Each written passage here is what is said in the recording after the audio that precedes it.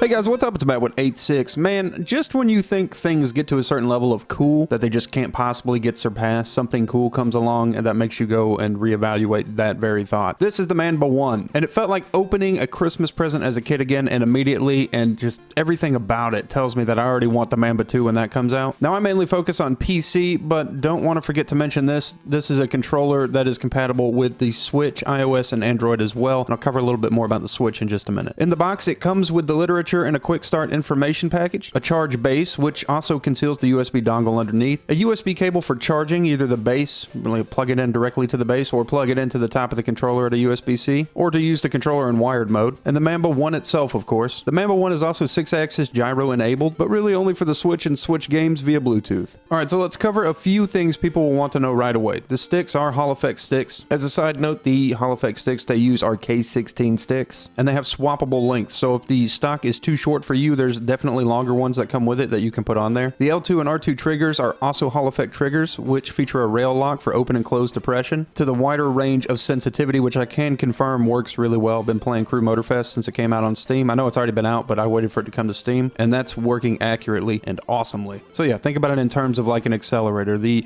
lighter I depress the actual right trigger in, the more subtle the gas and acceleration is for the vehicle. The controller has a couple modes of vibration, which can be adjusted and set to varying levels defined by your preferred feedback. The D-pad is an 8-way style D-pad, and the YBAX buttons are firm, but I'm pretty sure these are like membrane buttons, but not like typical membrane buttons. They don't feel loose or mushy.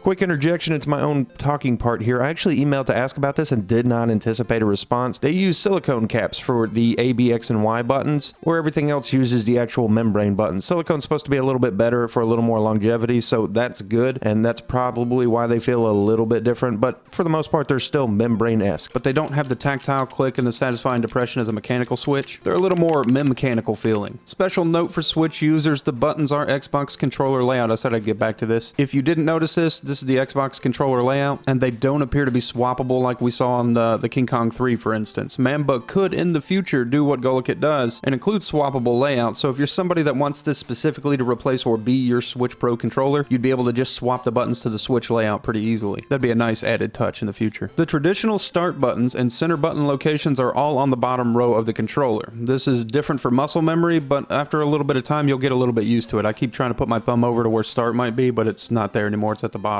On the back of the controller are 4 low-profile macroable paddle buttons. In between those is an on-off switch for power, and we're going to cover the paddles a little more in just a second. Let's pause real quick and take a listen to the button sounds before moving on. It's often requested and important to a lot of people. If it's not your cup of tea, just skip ahead a bit.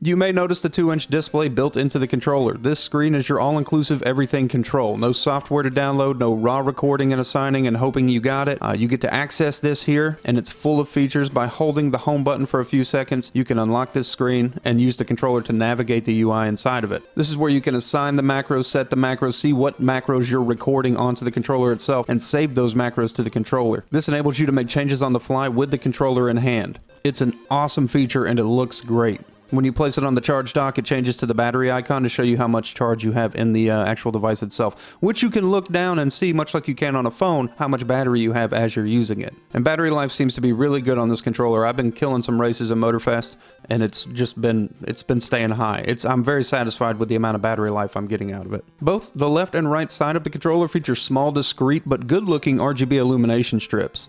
And this can also be modified and controlled in the built-in OS on the controller. For the price, the hardware itself is excellent. The features are excellent. The aesthetic, at least to me, is excellent. It comes ready to go. It comes with a charge dock included, which is great. Can't say that about every company that has one that can sit on a charge dock. You gotta go find it and buy it separate. And it's very easy to use this controller. I became very used to my mechanical buttons on the Fly Digi, and I'm going to miss those, but this controller has taken the throne, at least at my desk. I am hopeful for a Manba Two with even cleaner, sharper offerings, and I hope this video was somewhat helpful and useful to somebody. You guys have a great day, night, whatever it is, and I'll see you in the next video that I do.